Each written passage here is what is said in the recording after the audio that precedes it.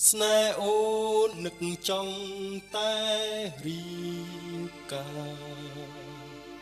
សន្យាចាំបងមានលុយសិនថ្លៃ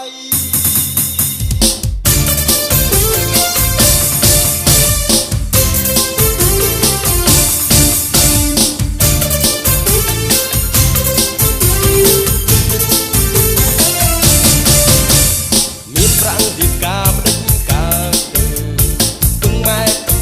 គាត់មានទេស្រែនឹកស្រមៃចង់ខ្លាយជាអ្នកមានដែរ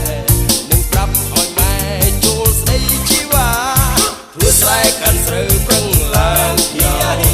មានភ័ព្វទៅឆ្នោតមិនបាញ់វាចារត់ទៅយកឡាននោះទុំសងពីឡាក្រោយរៀបការលែងពេមានច្រើនក្របីជុំសេគោមន្ទីតែពីហិចតាគេយាយបើស្រូវហាងឈើបានថ្លៃសេដ្ឋីស្រុកស្រែគឺបងតែនៅពេលនេះបងជីក្របីនៅឡើយទេ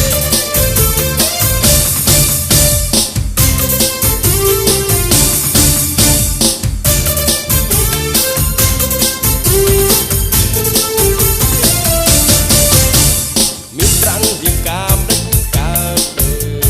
ទឹងម៉ែគាត់មានទេស្រែនឹកស្រមៃចង់ខ្លាយជាអ្នកមានដែរ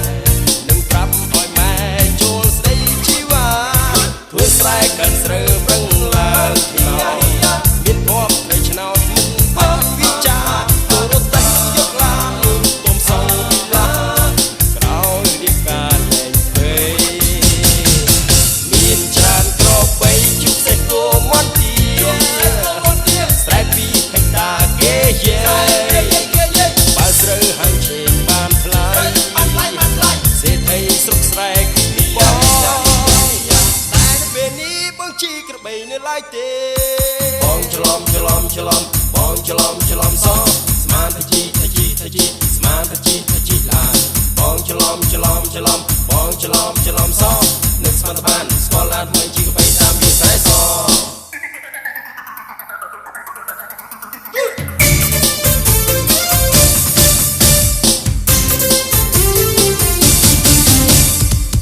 មានច្រើនក្របីជុំសេគោមន្ទីស្រែពីហិចតាគេយាយបើស្រូវហាងឈើបានថ្លៃសេដ្ឋីស្រុកស្រែគឺបងតែនៅពេលនេះបងជីក្របីនៅឡើយទេ